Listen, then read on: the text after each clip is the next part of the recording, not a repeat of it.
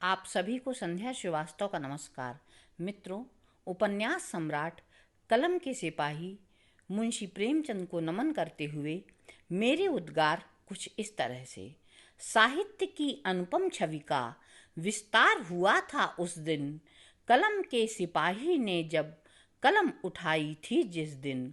ब्रितानी शासन के खिलाफ आवाज उठाई उस दिन।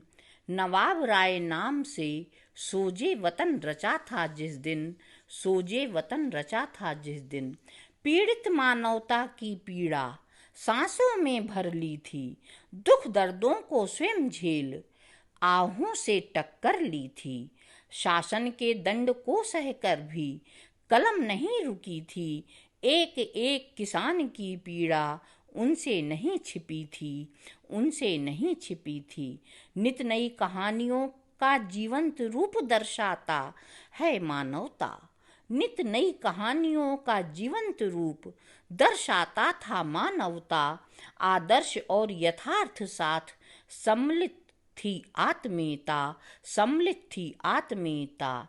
एक एक शब्द में छिपी थी भाषा की सहजता। साहित्य समाज का दर्पण है, सिखलाती थी सदा शयता, सिखलाती थी सदा शयता। ईदगाह पंच परमेश्वर, बूढ़ी काकी हो या कफन, नमक का दारोगा हो या नशा या फिर गबन, निर्मला कर्म भूमि रंग भूमि या फिर हो वरदान। उपन्यास की गरिमा को बतलाता है गोदान, बतलाता है गोदान।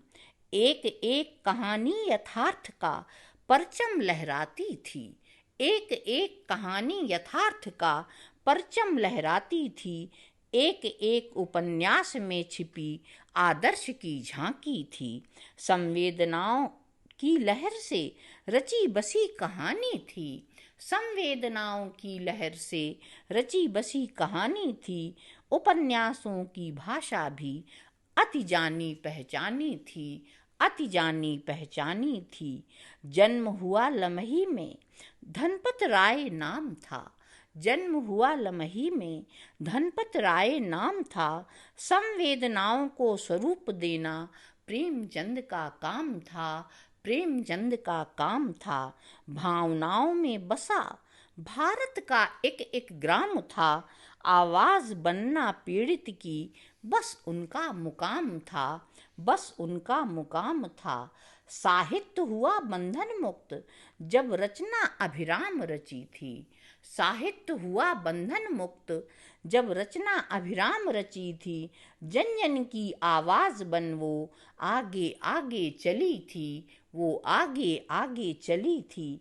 समाज को नई दिशा दे वो फली फूली थी, समाज को नई दिशा दे वह फूली फली थी।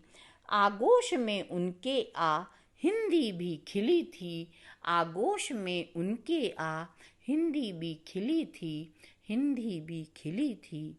तो बस इन्हीं पंक्तियों के साथ मैं उपन्यास सम्राट को पुनः नमन करती हूँ। धन्यवाद।